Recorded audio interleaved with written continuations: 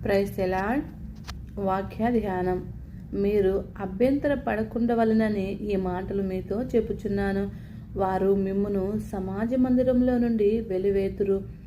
మిమ్మును చంపు ప్రతివాడు తాను దేవునికి సేవ చేయుచున్నాడని అనుకుని కాలము వచ్చుచున్నది. వారు తండ్రిని నన్నును తెలుసుకొనలేదు కనుక ఇలాగూ చేయుదురు. అవి జరుగు కాలము వచ్చినప్పుడు నేను వాటిని గురించి మీతో చెప్పితినని మీరు జ్ఞాపకము చేసుకొనులాగున ఈ సంగతులు మీతో చెప్పుచున్నాను. నేను మీతో కూడా ఉంటిని గనుక మొదటినే వీటిని మీతో చెప్పలేదు. ఇప్పుడు నన్ను పంపిన వాని యొద్దకు వెళ్ళుచున్నాను.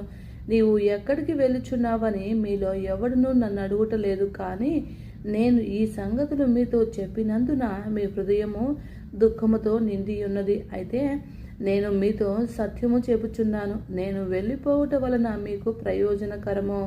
నేను వెళ్ళని ఎడల ఆదరణకర్త మీ యొద్దకు రాడు. నేను వెళ్ళిన ఎడల ఆయనను మీ యొద్దకు పంపుదును. ఆయన వచ్చి పాపమును గురించి, నీతిని గురించి, తీర్పును గురించి లోకమును ఒప్పుకొనజేయును. లోకులు నా యందు విశ్వాసం ఉంచలేదు కనుక పాపమును గురించి నేను తండ్రి యొద్దకు వెళ్ళుట వలన మీరిక నన్ను చూడరు. కనుక నీతిని గురించి ఈ లోకాధికారి తీర్పు పొంది ఉన్నాడు గనుక తీర్పును గురించి ఒప్పుకొనజేయును. నేను మీతో చెప్పవలసినవి ఇంకను అనేక సంగతులు కలవు, కానీ ఇప్పుడు మీరు వాటిని సహింపలేరు. అయితే ఆయన అనగా సత్య స్వరూపి అయిన ఆత్మ వచ్చినప్పుడు మిమ్మును సర్వసత్యములోనికి నడిపించును. ఆయన తనంతట తానే ఏమీయూ బోధింపక వేటిని వినునో వాటిని బోధించి సంభవింపబోవు సంగతులను మీకు తెలియజేయును. ఆయన నా వాటిలో తీసుకుని మీకు తెలియజేయును కనుక నన్ను మహిమపరచును. తండ్రికి కలిగి ఉన్నవి నావి, అందుచేత ఆయన నా వాటిలోనివి తీసుకుని మీకు తెలియజేయునని నేను చెప్పితిని. కొంచెము కాలమైన తరువాత మీరింకా చూచెదరని చెప్పెను.